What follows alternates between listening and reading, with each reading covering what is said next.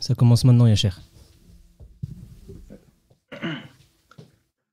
Bismillah ar-Rahman ar-Rahim.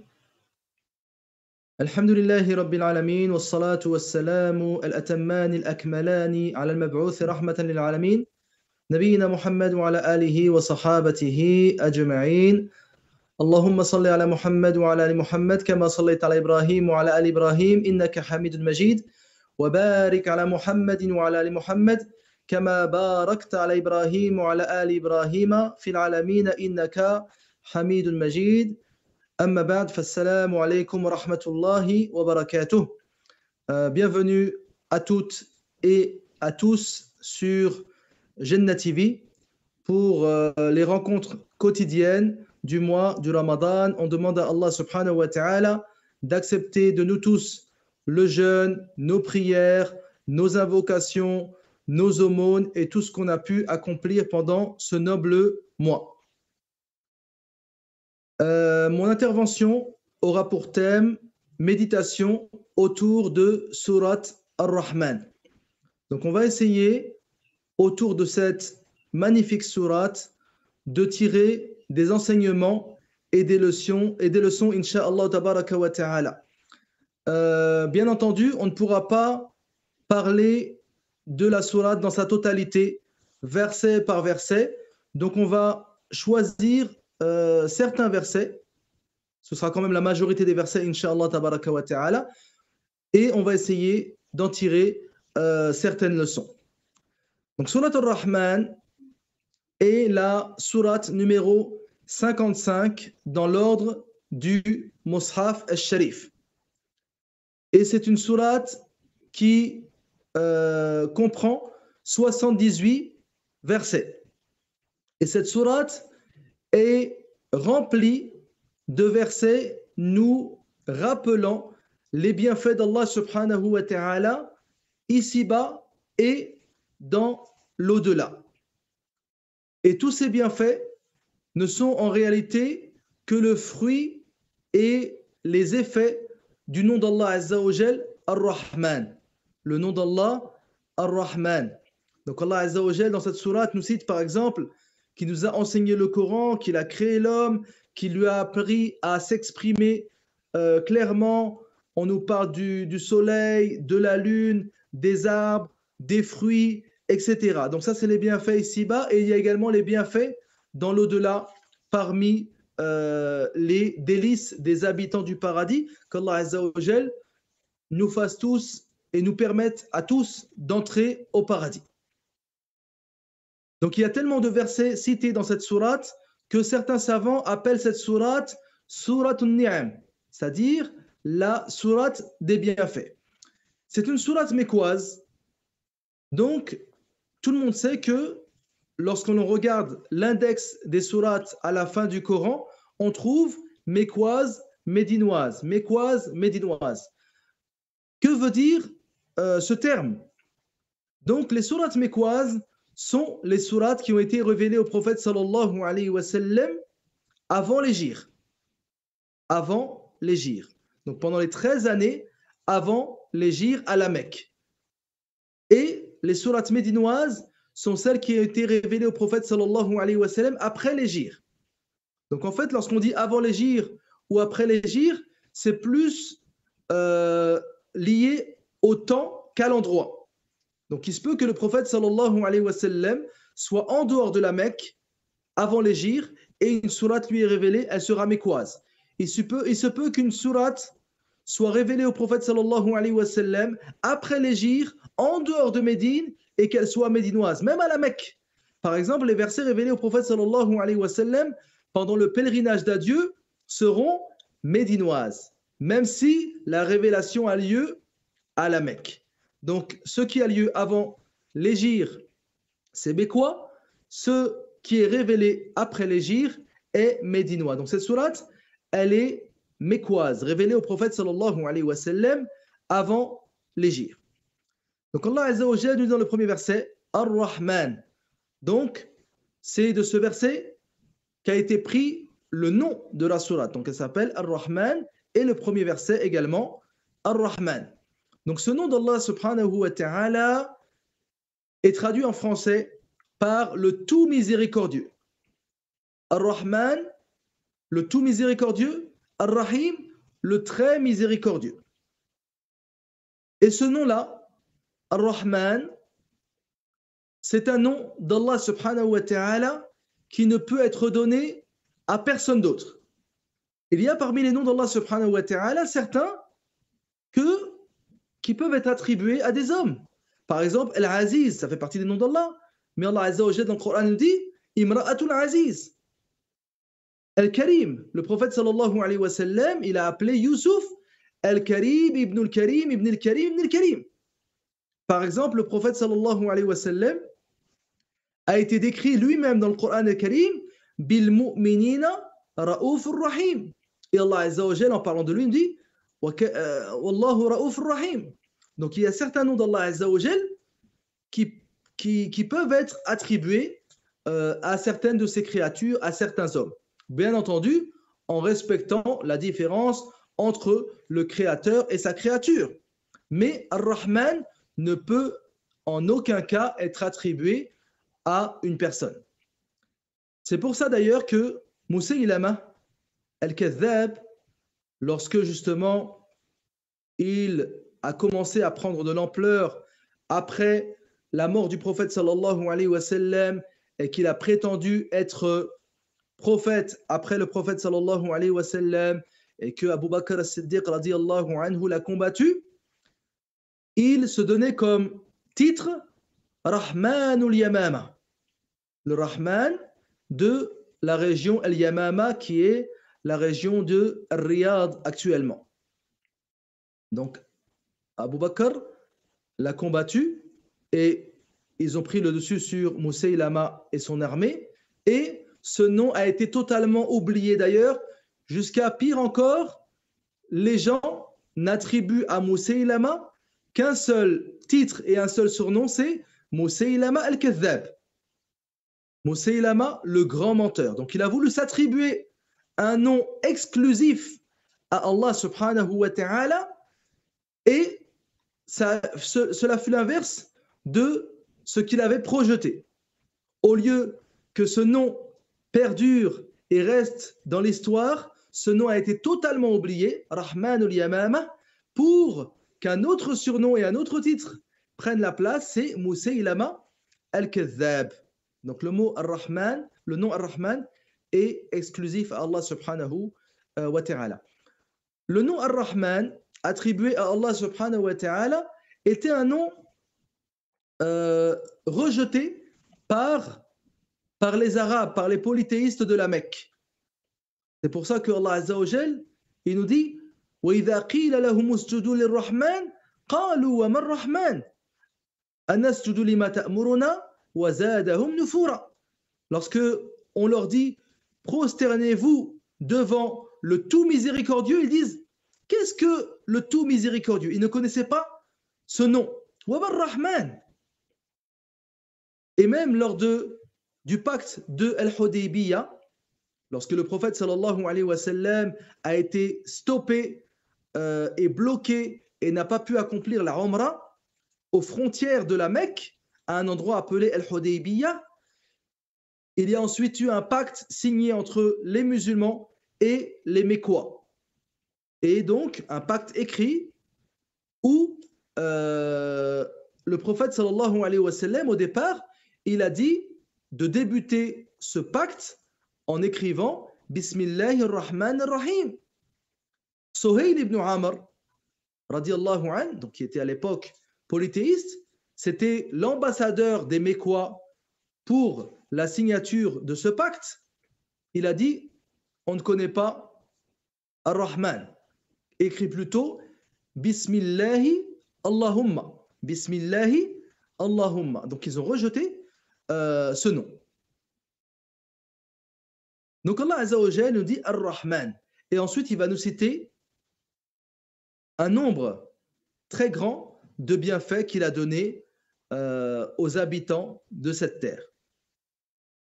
Allah Azza wa Jalla dans cette sourate donc il vante sa grandeur, il vante les bienfaits qu'il a donnés. Donc ça c'est propre à Allah subhanahu wa ta'ala. Nous les hommes, il nous est interdit de nous vanter, de citer les bonnes actions que l'on fait, de vanter nos qualités, sauf s'il n'y a besoin à cela. Donc la base, c'est que le musulman, il reste humble. Il n'est pas tout le temps là à rappeler aux autres les bonnes actions qu'il fait, citer ses qualités, obtenir les compliments des autres. Le musulman, il reste humble. Allah Azza wa Jalla nous dit فَلَا تُزَكُّوا أَنفُسَكُمْ هُوَ أَعْلَمُ بِمَنِ اتَّقَى. C'est-à-dire, ne vous vantez pas vous-même. Allah Azza wa Jalla sait très bien qui parmi vous, est pieux.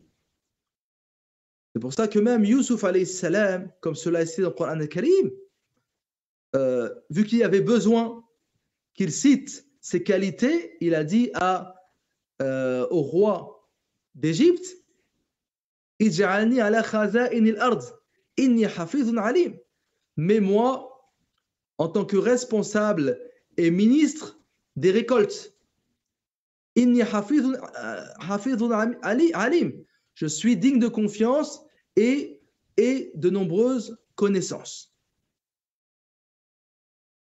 Également, le prophète sallallahu alayhi wa sallam, lorsqu'il y a eu besoin qu'il cite ses qualités aux Ansar après la bataille de Hunayn, lorsque il y a eu une sorte de jalousie entre les Sahaba, le fait que le prophète sallallahu alayhi wa sallam ait donné aux nouveaux musulmans et a un peu mis de côté l'Ansar, car ils avaient une foi plus forte, contrairement aux nouveaux musulmans. Il leur a dit, Ya ma'shar al-Ansar, alam ajidkum dullalan fahadakum Allahu bi, alam ajidkum alatan fa'aghnakum Allahu bi, alam ajidkum mutafarriqin fa'allafakum Allahu bi.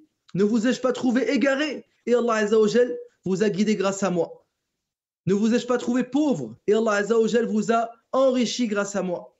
Ne vous ai-je pas trouvé éparpillé et divisé et Allah Azza wa Jal vous a réunis et soudés grâce à moi. Donc le prophète sallallahu alayhi wa sallam, à cette occasion, il a été dans le besoin de citer justement les bonnes actions qu'il a faites. Mais sinon, à la base, le musulman n'est pas là à citer ses qualités. Uthman ibn Affan, radiyallahu anhu, lorsqu'il a été attaqué, lorsque les Khawarij ont voulu l'assassiner et le destituer de son poste de calife, il a commencé à leur citer les bonnes actions qu'il a faites à l'époque du prophète alayhi salatu wassalam. Il leur a dit, je vous rappelle que le prophète sallallahu alayhi wa sallam, il a dit, Man hafara bi'ra ruma falahu al-jannah wa ana hafartuha wa man jahaza jaysh al-usrati falahu al-jannah wa ana jahaztuha. Il a dit, je vous rappelle que le prophète sallallahu alayhi wa sallam a dit, quiconque creuse le puits de Rouma, il mérite le paradis et c'est moi qui l'ai creusé.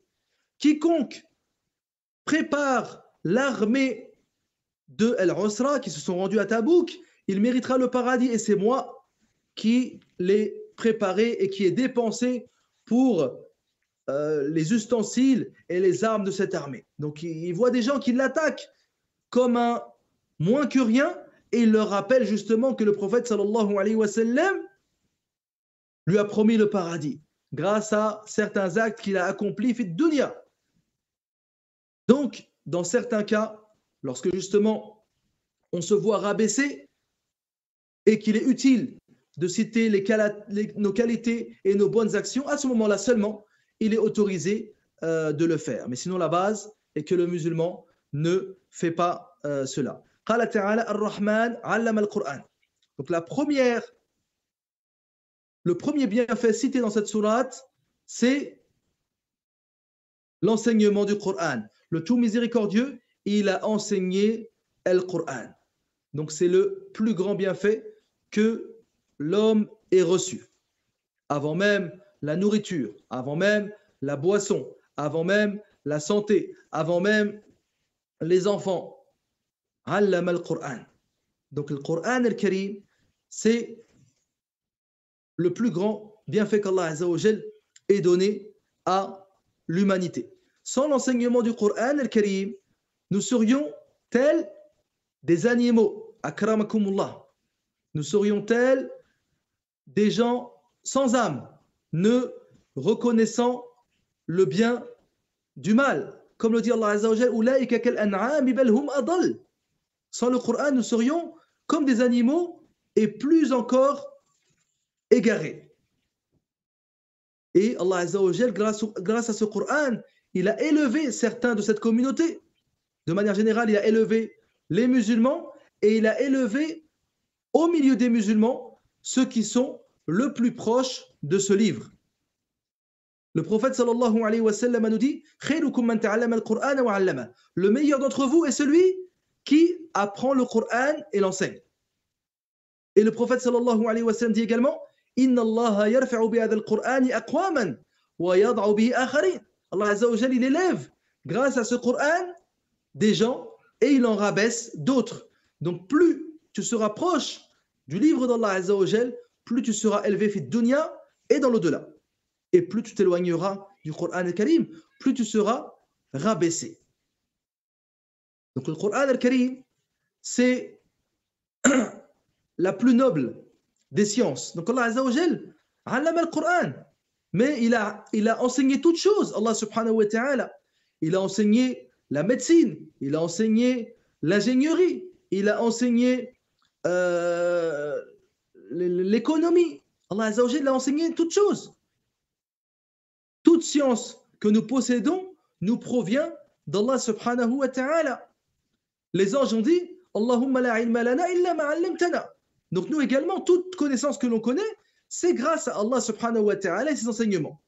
Mais la seule science citée dans cette sourate est considérée comme un bienfait pur, c'est Al-Qur'an al-Karim. Il nous dit Al-Rahman 'allama al-Qur'an khalaqa al-insan. Et il a créé l'homme. Donc ça, c'est un bienfait. C'est-à-dire, sans notre création, sans notre présence ici-bas, on ne pourrait profiter des bienfaits d'Allah Azza wa Jal. On ne pourrait profiter même du Coran al-Karim. On ne pourrait profiter de l'iman. Donc, c'est un grand bienfait. Mais malgré cela, vous remarquerez que l'enseignement du Coran al-Karim a été cité avant la création de l'homme. Car c'est ce que l'on appelle un bienfait spécifique et dans lequel il n'y a que du bien. L'enseignement du Coran est un bien pur. La création de l'homme est un bien. Mais dans certains cas, parfois, c'est un mal. Certains hommes ne propagent pas que le bien sur terre, contrairement au livre d'Allah Azza wa Jal. Le livre d'Allah Azza wa Jal, c'est du bien du début jusqu'à la fin. Et c'est pour ça que donc, dans cette sourate, vous trouverez des bienfaits cités qui atteignent toutes choses, qui atteignent les hommes, les femmes, les croyants, les non-croyants, les animaux, les insectes. C'est pour ça que c'est sourate Ar-Rahman. Donc c'est la miséricorde d'Allah Azza wa Jal qui englobe toutes choses. Ar-Rahim, ça n'englobe que les croyants. C'est pour ça que Allah Azza wa Jal nous dit وَكَانَ اللَّهُ وَكَانَ بِالْمُؤْمِنِينَ رَحِيمًا. وَكَانَ بِالْمُؤْمِنِينَ رَحِيمًا. Il n'a pas dit Rahman. Ar-Rahim, c'est spécialement pour les croyants. Ar-Rahman, ça englobe toutes choses. إذن Ar-Rahman, allama al-Qur'an, khalaqa al-insan, allamahu al-bayan. Allah Azza wa Jal, il a également appris à l'homme à s'exprimer clairement. Donc ça, c'est également un bienfait immense. Le fait d'être capable d'exprimer ce qu'on a dans sa conscience, dans son intellect. Tu as quelque chose dans ta tête et tu veux l'exprimer à ton interlocuteur. Tu peux soit t'exprimer par la parole, ce que l'on appelle bayan ou lisan, ou bien à l'écrit. Certaines personnes s'expriment mieux à l'écrit qu'à l'oral. D'autres personnes s'expriment mieux à l'oral qu'à l'écrit. Et certaines personnes, Allah Azza wa Jal leur a facilité les deux.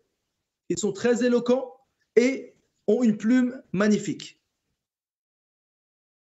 Allamahu al-bayan. Allah Azza wa Jal a permis au prophète sallallahu alayhi wa sallam de posséder ce bienfait, mais seulement à l'oral.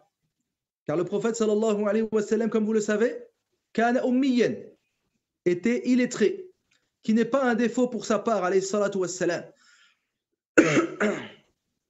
Kana la yaktubu wa la yaqra, alayhi salatu wa salam. Il n'écrivait pas et ne lisait pas.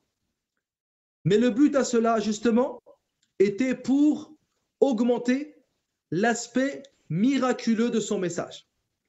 Comment une personne, ne sachant ni lire ni écrire, pouvait amener alors un message plus éloquent que les poèmes des meilleurs poètes de l'époque pré-islamique. Excusez-moi. Comment le prophète sallallahu alayhi wa sallam pouvait rivaliser avec les plus éloquents parmi les Arabes alors qu'ils ne savaient ni lire ni écrire, alayhi salatu wa salam. Donc c'était justement pour augmenter l'aspect miraculeux de la révélation du Coran al-Karim. Allah Azza wa Jalla dit وَمَا كُنْتَ تَتْلُو مِنْ قَبْلِهِ مِنْ كِتَابٍ وَلَا تَخُطُّهُ بِيَمِينِكَ إِذًا لَارْتَابَ الْمُبْطِلُونَ. Donc tu ne savais lire de livres, ni tu ne savais écrire. Donc il ne pouvait même pas prendre le Coran des autres livres, par exemple de la Bible ou bien de la Torah, du fait qu'il ne savait pas lire, alayhi salatu wassalam.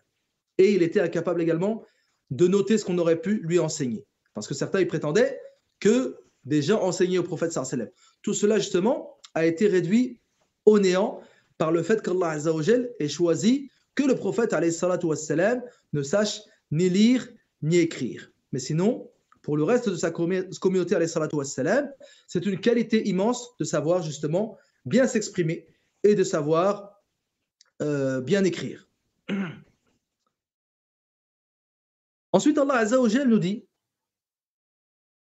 Ash-shamsu wal-qamaru bi-husban wal-najmu wal-shajaru yasjudan.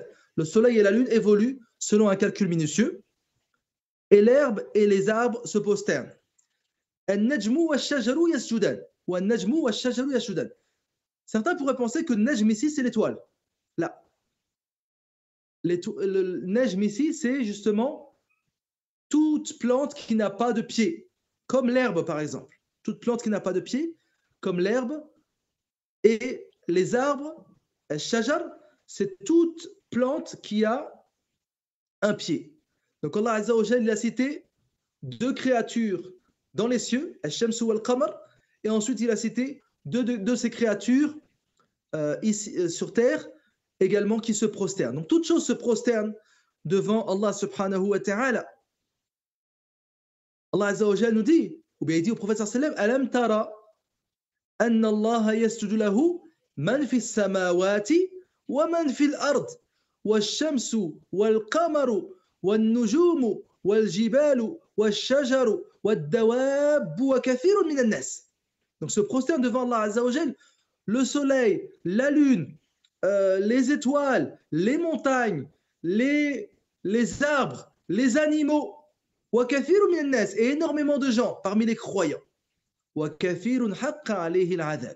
Et d'autres méritent un châtiment car ils refusent de se soumettre au Seigneur des mondes, subhanahu wa ta'ala. Donc ici on a le soleil, la lune, les herbes, les arbres, tout cela se prosterne devant Allah subhanahu wa ta'ala. Et il n'y a pas aucun souci là-dessus. Allah Azza wa Jal nous cite dans le Coran que toute chose glorifie Allah.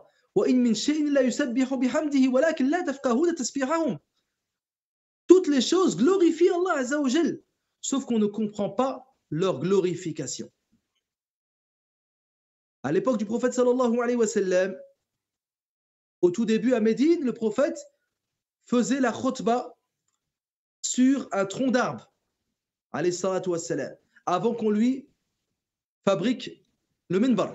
Le minbar fut fabriqué, le prophète monta dessus et le tronc d'arbre sur lequel il avait pour habitude de faire son discours, s'est mise à pleurer, s'est mise à gémir de tristesse que le prophète sallallahu alayhi wa sallam ne ferait plus son serment sur lui. Le prophète sallallahu alayhi wa sallam nous dit également, il y a à la Mecque une pierre qui me passait le salam à la Mecque. Le prophète sallallahu alayhi wa sallam, lorsqu'il passait, Al-Hajar lui disait Salam alaykum wa rahmatullahi wa barakatuh. Le prophète a dit, je pourrais vous montrer une pierre à la Mecque, un rocher à la Mecque qui me passait le salam. Donc, tout cela, c'est des choses auxquelles il faut croire, car ça fait partie de la révélation, soit cité dans le Coran al-Karim, soit cité dans la sunna du prophète, alayhi salatu wassalam. Ensuite, on passe au verset 10. Allah Azza wa Jalla nous dit Wal arda wada'aha lil anam. Quant à la terre, il l'a étendue pour les êtres vivants. Donc, il n'y a pas d'être vivant en dehors de la terre. Il n'y a pas d'homme, d'être humain comme on connaît sous la forme de descendance de Adam alayhi salam ailleurs que sur la terre. Et nous vivons ici, nous allons mourir ici. قال تعالى قال فيها تحيون وفيها تموتون ومنها تخرجون. Vous allez vivre ici, vous allez mourir ici et vous serez ressuscités de cette terre. Et Allah Azza wa Jalla a fait que cette terre puisse accueillir tout le monde. Les hommes vivant sur la surface de la terre et les morts sous la terre. Alam naj'alil arda kifata ahya'an wa amwata. Donc il y a des hommes sur terre, plusieurs milliards, et il y a encore plus de gens sous terre. Il y a encore plus de gens sous terre. N'as-tu pas vu qu'on a fait de la terre un endroit qui pouvait accepter tout le monde? Kifatan, ahya'an wa amwata. Les vivants et les morts. Et yawm al-qiyamah, la terre rejettera ce qu'elle a en elle. Wa idha al-ardu muddat wa alqat ma fiha wa takhallat. La terre rejettera tout ce qu'elle a en elle. Tous les morts qui ont été enterrés avant l'heure, ils seront ressuscités. Et shirarul khalq, les pires hommes, ceux sur qui l'heure arrivera alors qu'ils sont vivants. Mais les bons auront été, seront décédés avant et seront ressuscités. Donc, la terre a été faite pour les hommes.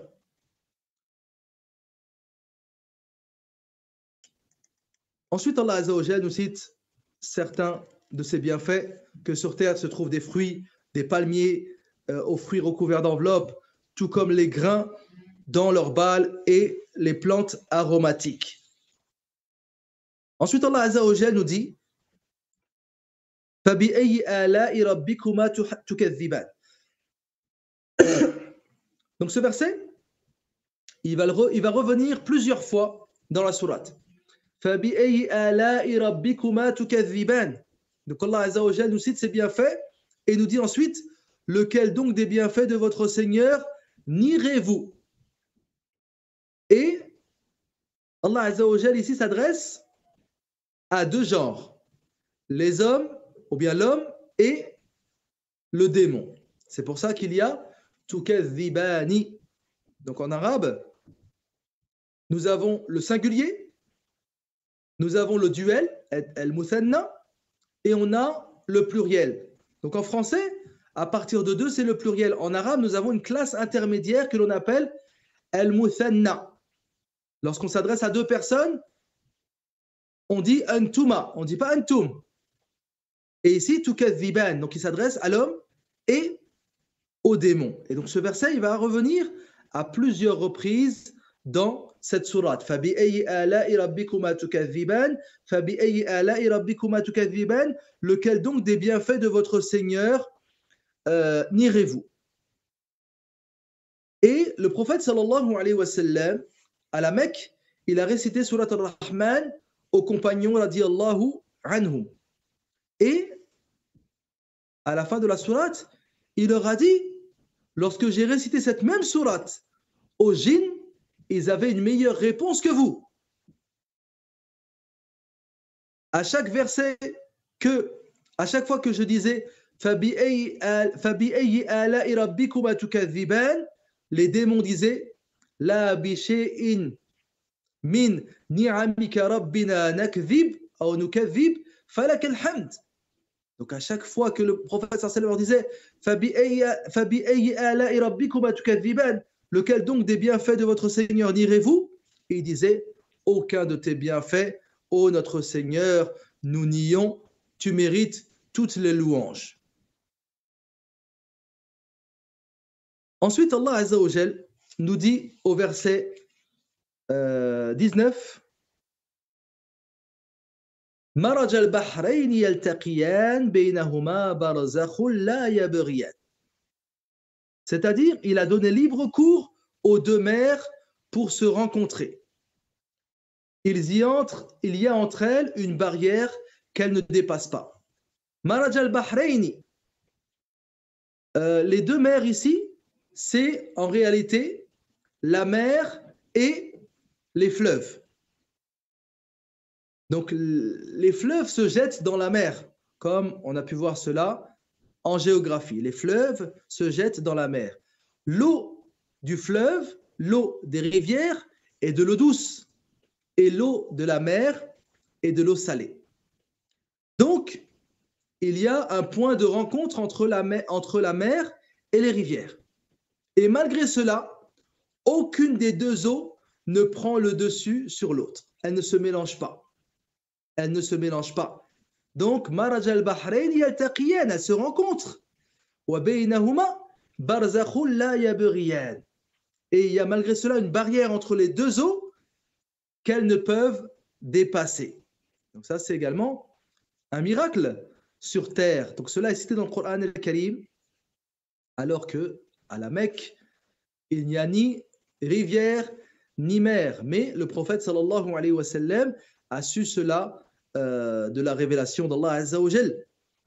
Et cela également cité dans Surat Al-Furqan. وهو الذي مرج البحرين هذا عذب فرات وهذا ملح أجاج وبينهما برزخا وحجرا محجورا. Donc c'est lui qui a donné libre cours aux deux mers. Voilà de l'eau douce et voilà de l'eau salée. Et entre les deux, il y a une barrière. Entre les deux, il y a une barrière afin que l'une des deux eaux ne prenne pas le dessus sur l'autre. Allah Azza wa Jal nous dit ensuite au verset 26, donc on ne voit pas tous les versets comme je l'ai cité au début de la sourate. Au verset 26, Allah Azza wa Jal nous dit Kullu man alayha fan wa yabqa wajhu rabbika dhul jalali wal ikram. Donc ici c'est un rappel que tout le monde va mourir. Tout ce qui est sur cette terre est amené à disparaître. Donc nous allons tous mourir. Et nous aurons tous des comptes à rendre en fonction de nos actions ici-bas. Donc ici, c'est la demeure des actions, des bonnes œuvres, afin de recevoir notre récompense dans l'au-delà. Donc il faut souvent que le musulman se rappelle la mort. Le prophète sallallahu alayhi wa sallam nous dit Akthiru min dhikri hadhi min ladhat. Rappelez-vous souvent de celle qui brise les plaisirs, c'est-à-dire la mort. Il faut toujours se rappeler la mort. Nous rappeler que nous ne sommes pas immortels, que nous allons quitter ce bas monde, que nous aurons des comptes à rendre. Ça nous aide justement à nous repentir et à œuvrer plus. Allah Azza wa Jalla dit également Kullu nafsin dha'iqatul maut. Toute âme goûtera à la mort. Et Allah Azza wa Jalla dit au prophète Innaka mayyitun wa innahum mayyitun. Toi-même tu vas mourir, ya Rasulallah. Et eux également vont mourir. Wa ma ja'alna li basharin min qablika al-khuld. Nous n'avons pas donné à un homme l'éternité. Tout le monde goûte à la mort et tout le monde aura des comptes à rendre. Kullu man 'alayha fan wa yabqa wajhu rabbika dhul jalali wal ikram. La seule chose qui restera, c'est la face de ton Seigneur, c'est ton Seigneur subhanahu wa ta'ala. Donc c'est le seul qui restera et c'est lui qui va nous ressusciter et c'est lui qui va nous juger subhanahu wa ta'ala. Et ce visage qui restera, le visage d'Allah Azza wa Jal, ce sera également la meilleure récompense pour les habitants du paradis. Ils auront droit de contempler et de voir la face d'Allah subhanahu wa ta'ala dans l'au-delà. Il est rapporté dans Sahih Muslim selon Suhayb, radiyallahu anhu, il nous dit que le prophète sallallahu alayhi wa sallam a dit, lorsque les habitants du paradis entreront au paradis et que chacun aura pris sa place, on dira aux habitants du paradis, voulez-vous que je vous ajoute un bienfait? Voulez-vous quelque chose en plus? Les habitants du paradis diront, Ya Allah, alam tudkhilna al-jannah, tu nous as déjà fait entrer au paradis. Alam tubayyid wujuhana, tu as blanchi nos visages. Wa tuthaqqil mawazinana, tu as alourdi nos balances. Que pourrions-nous demander de plus, Ya Allah? Et c'est alors que Allah Azza wa Jal élèvera le voile. Élèvera le voile et les habitants du paradis contempleront le visage de leur Seigneur subhanahu wa ta'ala. Et ça, c'est le plus grand des bienfaits que les habitants du paradis recevront. Il y aura des visages embellis, magnifiques, qui observeront le visage de leur Seigneur. Ceux qui auront accompli le bien ici-bas, ils mériteront le paradis, et une chose en plus qui est le fait de pouvoir contempler le visage d'Allah subhanahu wa ta'ala. Sallallahu ta'ala an la yahrimana min an-nazar ila wajhil karim. Donc, kullu man alayha fan, toute chose va disparaître. Les plus puissants de ce monde, les rois, les princes, les pharaons, les tsars, les hommes, les femmes, les riches, les pauvres, tout le monde va disparaître. Même ceux qui étaient les plus orgueilleux ici-bas vont disparaître et rendront des comptes Yawm al-Qiyamah. Toute chose va disparaître.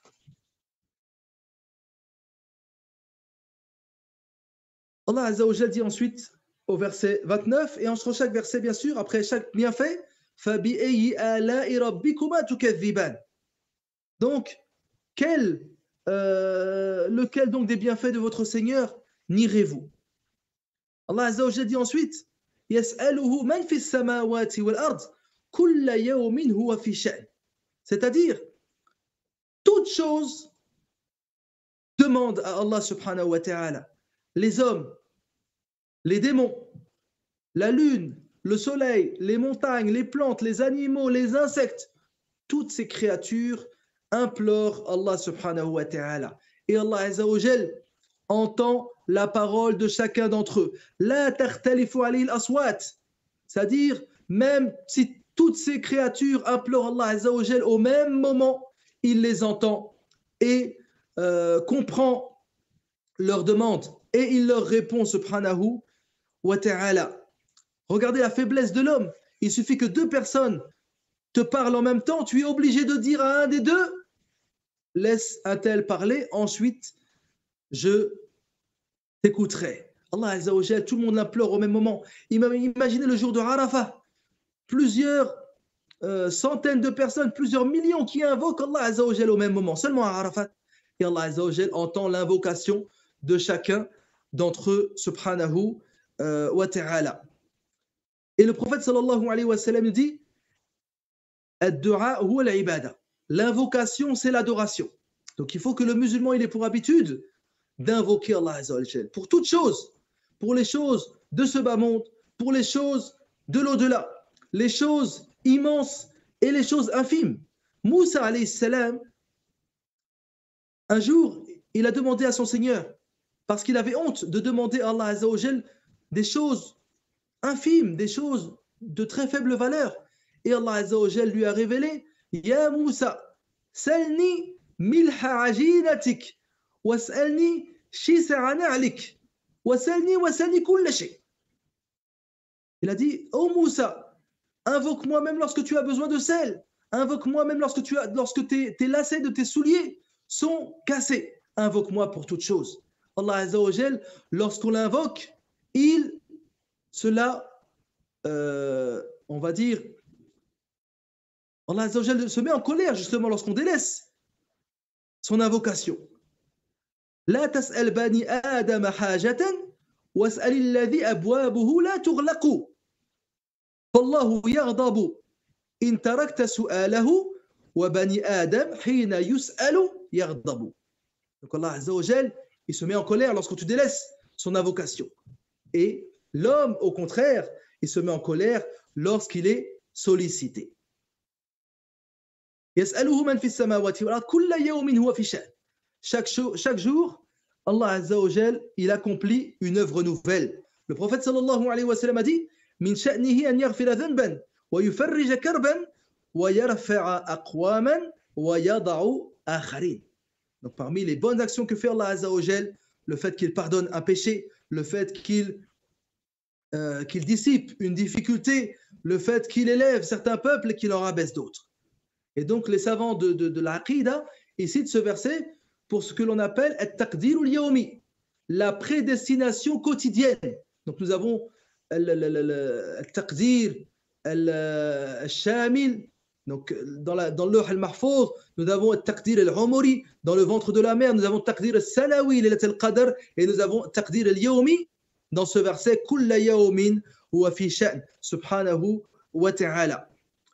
Le verset 33, Allah Azza wa Jal dit, ô peuple de djinns et d'hommes, si vous pouvez sortir du domaine des cieux et de la terre, alors faites-le, mais vous ne pourrez en sortir qu'à l'aide d'un pouvoir illimité. Donc les savants divergent. Est-ce que cela est ici-bas ou dans l'au-delà? Al-Asah est que cela aura lieu dans l'au-delà. Lorsque Allah Azza wa Jal ressuscitera tous les hommes du premier jusqu'au dernier et tous les démons du premier jusqu'au dernier, ils seront ghuratan, hufatan, ghurla. Ils seront nus, nu-pieds et non circoncis comme le jour de leur naissance. Et donc, les hommes, lorsqu'ils verront la terreur de ce jour, certains voudront prendre la fuite en disant « Ayn al-mafar » Où pouvons-nous fuir?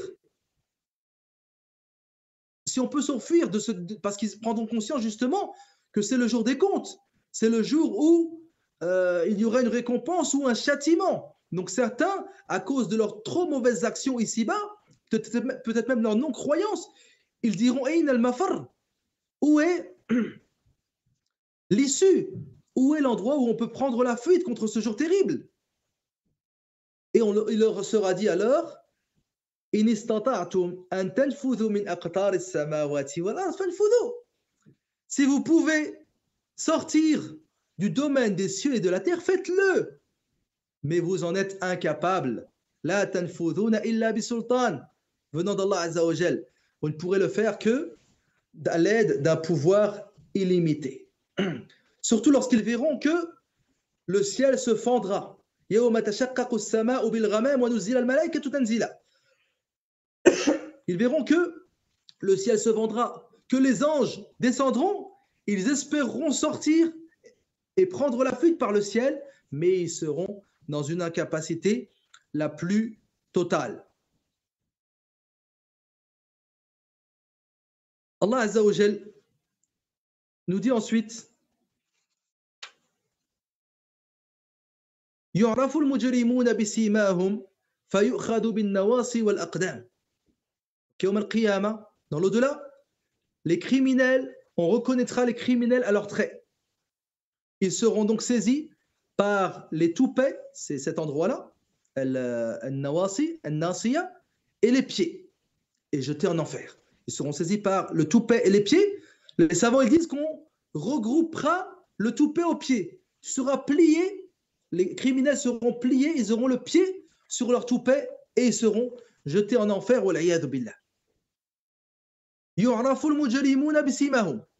Les criminels seront reconnus de leurs traits. Donc, Yawm al-Qiyamah, il y aura les croyants reconnus par leurs traits et les criminels reconnus par leurs traits. Les croyants ils seront reconnus par un visage blanchi. Yawma tabyaddu wujuh. Ils seront reconnus par les ablutions. Le prophète sallallahu alayhi wa sallam il nous dit Inna ummati yud'auna yawm al-qiyamati ghurran muhajjalina min athari al-wudu. Ils seront appelés yawm al-qiyamah, ma communauté, ghurran muhajjalin, C'est-à-dire ils seront reconnus par la blancheur de leur visage grâce aux ablutions et la blancheur de leurs mains et pieds grâce aux ablutions. Et ils seront reconnus par athar as-sujud, simahum fi wujuhihim min athar as-sujud. Il faut faire la prière, il faut faire les ablutions pour être reconnu parmi les gens de la foi dans l'au-delà. Et les pervers, les criminels auront également des signes par lesquels ils seront reconnus. Ils auront le visage noirci, assombri. Ils auront également, comme le dit Allah Azza wa Jal, ils auront les yeux bleus. Les yeux bleus, le visage assombri. Donc, il faut faire en sorte de faire partie des gens de la foi, les gens du bien ici-bas, justement pour être reconnus ainsi dans l'au-delà. Yu'raful mujrimun. Celui qui ne prie pas, celui qui ne prie pas ici-bas, sera-t-il parmi al-iman ou bien parmi al-mujrimin? Sera-t-il parmi les croyants ou bien parmi les criminels, al-mujrimin? Allah Azza wa Jalla dans le Coran, justement, il nous cite que ceux qui ne prient pas font partie des mujrimin wa l'iyadhu billah. Allah Azza wa Jalla dit dans Surat al-Muddathir, illa ashab al-yamin fi jannatin yatasa'alun 'anil mujrimin. Les gens de la droite, ils seront dans des paradis en s'interrogeant au sujet des criminels. Ma salakakum fi saqar. Qu'est-ce qui vous a conduit vers l'enfer? Qalu lam nakum min al-musallin wa lam nakun nut'imu al-miskin wa kunna nakhudu ma'a al-kha'idin wa kunna nukaththibu bi yawmiddin. Donc la première chose qu'ils ont citée, ils ont dit lam nakum min al-musallin, c'est criminel. Ils n'accomplissaient pas la prière, ils ne nourrissaient pas les pauvres, ils traitaient de mensonges le jour dernier. Donc accrochons-nous à la prière, as-salat, as-salat. Ensuite, Allah Azza wa Jal, après avoir cité justement la destination des criminels, yu'khadu bin nawasi wal aqdam, il cite la récompense des habitants du paradis. La récompense des habitants du paradis, Allah Azza wa Jal dit waliman khafa maqama rabbih jannatan. Celui qui craint de comparaître devant son Seigneur, il aura alors 2 jardins. Donc ici, il y a 2 jardins pour les habitants du paradis, pour certains habitants du paradis, et une autre catégorie des habitants du paradis mériteront 2 jardins en dessous. Wa min dunihima jannatan. En dessous de cela, il y aura 2 autres paradis. Allah Azza wa Jalla nous fasse faire partie de la plus haute catégorie. Il faut toujours viser le plus haut. Donc on a deux paradis et en dessous de cela 2 autres paradis. Le prophète sallallahu alayhi wa sallam dit Jannatan min dhahabin aniyatuhuma wa ma fihima wa jannatan min fiddatin aniyatuhuma wa ma fihima. Il y a 2 paradis en or, tous les ustensiles du paradis et tout ce qui est en or, et 2 paradis qui sont en argent, ceux qui sont en dessous, et tout ce qui s'y trouve comme ustensile est en argent. Jannatan. Pourquoi 2 paradis? Pourquoi 2 paradis justement? Pourquoi pas un seul? Pourquoi la personne aura le droit à 2 paradis? Qu'elle soit dans les plus hauts ou bien en dessous, il aura le droit à 2 paradis. وَلِمَنْ خَافَ مَقَامَ رَبِّهِ جَنَّتَانِ. Car il héritera du paradis de celui qui sera rentré en enfer. Il héritera du paradis de celui qui entrera en enfer. Chaque homme ici-bas, il a une place au paradis et une place en enfer. Lorsque la personne rentre en enfer, un habitant du paradis hérite du paradis de cet habitant de l'enfer. C'est pour ça qu'il est dit c'est le paradis que vous avez hérité. On l'a hérité de qui? De l'habitant de l'enfer. Le prophète sallallahu alayhi wa sallam nous dit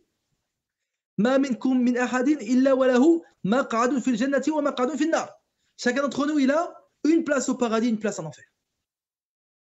Donc, si tu rentres au paradis, et tu mériteras d'hériter du paradis d'un des habitants de l'enfer. Et donc, on peut faire une comparaison entre les 2 paradis. Vous verrez que tous les bienfaits cités dans les 2 premiers sont au-dessus de ceux cités dans les 2 derniers. Donc Allah Azza wa Jalla dit وَلِمَنْ خَافَ مَقَامَ رَبِّهِ جَنَّتَانِ. Pour ceux qui ont craint de comparaître devant son Seigneur, il y aura 2 paradis. Et dans l'autre, il nous dit وَمِنْ دُونِهِمَا جَنَّتَانِ. Et en dessous de cela, il y aura 2 paradis. Il nous dit ذَوَاتَ أَفْنَانِ. Pour les 2 premiers, ذَوَاتَ أَفْنَانِ. Et pour les 2 autres, c'est-à-dire aux branches touffues. Alors que pour les 2 autres, il nous dit d'un vert sombre, مُدْهَامَّتَانِ. Donc, le premier est verdoyant. L'autre, il est un peu moins verdoyant. Ensuite, il nous dit فِيهِمَا عَيْنَانِ تَجْرِيَانِ. Et l'autre, il nous dit فِيهِمَا عَيْنَانِ نَضَّاخَتَانِ. Donc, il y a des sources coulantes et dans les 2 autres, il y a des sources jaillissantes. Les savants, ils ont dit les sources coulantes, c'est mieux que les sources jaillissantes. Bref, vous pouvez faire une comparaison entre les deux récompenses et vous verrez que ceux qui ont les 2 paradis supérieurs, leurs délices sont supérieurs à ceux qui mériteront les paradis qui sont en dessous de cela. Allah Azza wa Jal nous dit هل جزاء الإحسان إلا الإحسان. Dans le verset 60, هل جزاء الإحسان إلا الإحسان. C'est-à-dire, il n'y a-t-il d'autre récompense pour le bien que le bien. Si tu accomplis al-ihsan fi dunya, les bonnes choses, la bienséance, le bon comportement, la foi, les bonnes adorations, une bonne relation entre toi et ton Seigneur, une bonne relation entre toi et les créatures d'Allah Azza wa Jal, tu mériteras le ihsan d'Allah subhanahu wa ta'ala. Lilladhina ahsanu al-husna, tu mériteras le paradis. Wa ziyada, et un surplus qui est le fait d'observer Allah subhanahu wa ta'ala. Mais à l'inverse, si tu n'auras pas été bon ici-bas, tu ne mériteras pas ce ihsan.